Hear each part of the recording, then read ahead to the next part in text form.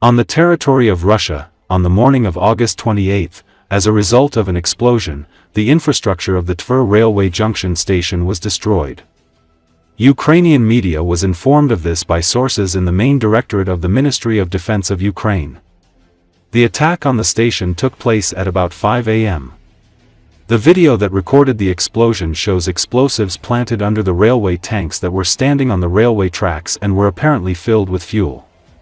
A few seconds later, a powerful explosion occurred by remote detonation of the charge. After that, the tanks were engulfed in flames, with the fire subsequently spreading to the entire territory of the railway station, the source reports.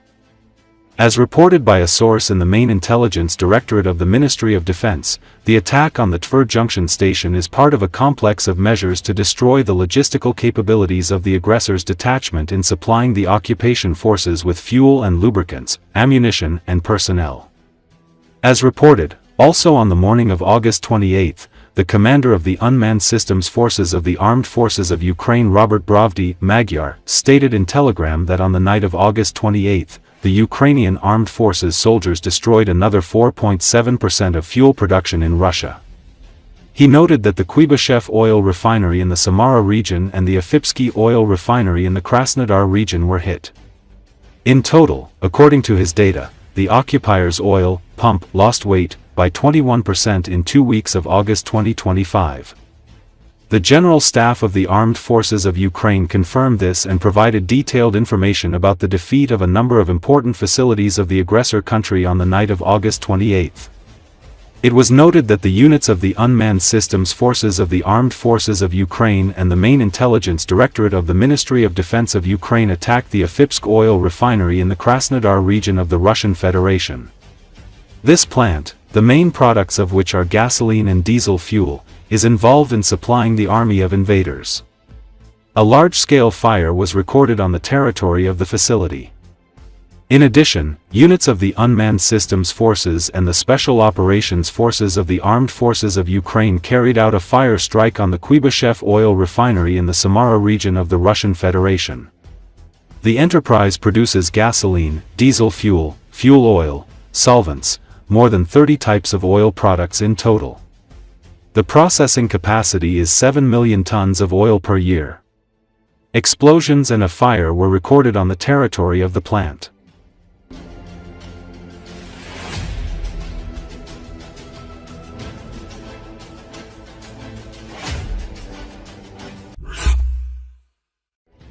Ukrainian aerial reconnaissance aircraft targeted and destroyed the armored combat vehicles of the occupying Russian army in various directions of the front. In addition to tanks, armored personnel carriers, and infantry fighting vehicles, Grad rocket launchers, mine-laying engineering vehicles, military trucks carrying manpower and ammunition, and pickup trucks with machine guns mounted on them were blown up and destroyed by drones and kamikaze drone strikes. The servicemen in the vehicles were also killed as a result of the strikes.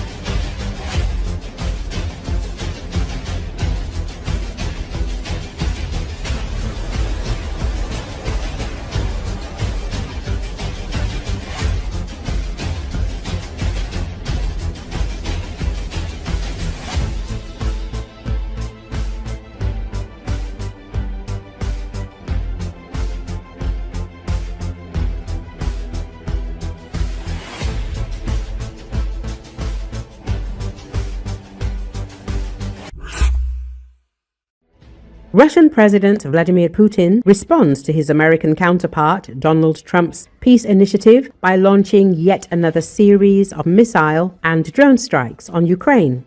This is seen as Putin's disrespect for Trump, as well as a mockery of his peace initiatives. The latest strikes by the Russian army on Kiev are a testament to this. Recall, a massive Russian airstrike on Kiev killed at least 15 people overnight, including children aged 2, 14 and 17. At least 48 others were injured, and rescue operations are still underway as emergency crews continue searching the rubble of destroyed residential buildings. In the Darnitsky district of Kiev, a missile tore through the third and fourth floors of a 5-story apartment block, collapsing part of the structure. 3 people have been pulled alive from the rubble, but Interior Minister Ihor Klimenko said more may still be trapped. Among the dead is a 14-year-old girl. An 11-year-old child was rescued but remains in critical condition. Across the city, more than 500 emergency responders and 1,000 police officers are deployed using specialized rescue teams, climbers, K9 units, engineers, and robotic equipment to speed up search operations.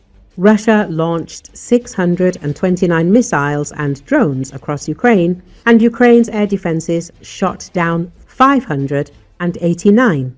Despite the high interception rate, impacts and falling debris were recorded at nearly 40 locations.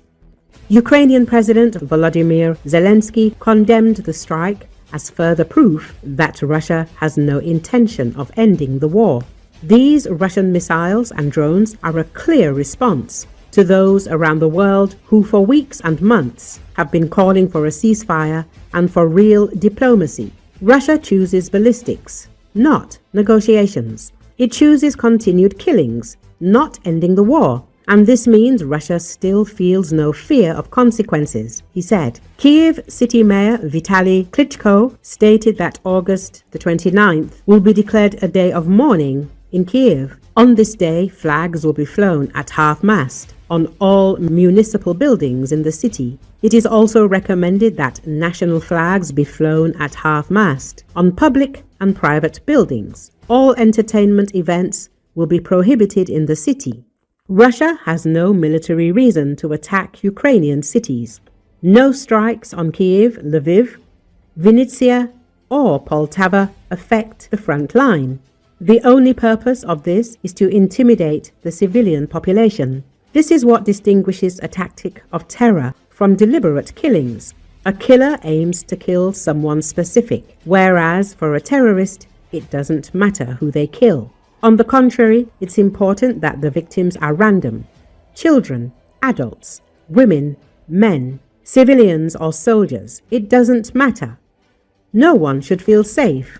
So, Putin mocks the peace efforts of US President Donald Trump. Experts believe that despite the gentle words of Donald Trump about Russian dictator, the head of the White House seems to have opened his eyes to the real intentions of the Kremlin.